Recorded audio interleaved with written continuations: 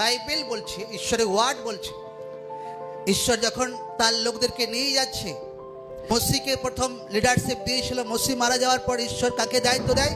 যহোশুয়াকে। আর যখন যহোশুয়াকে ঈশ্বর বলছে যে তুমি ওঠো, এই লোকদিগকে তুমি কনান দেশে এন্ট্রি করাবে, সামনে জর্দন আছে, পুরা জীবন ভোর তোমার সামনে কেউ দাঁড়াতে পারবে না।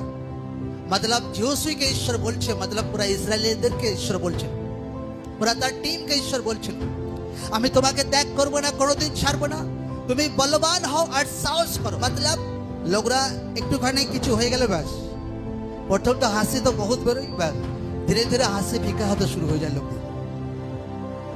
কিন্তু বাইবেল বলছে অতিশয় বলবান হও, সাহস করো, জিতনা মর্জি যা হোক ভাই।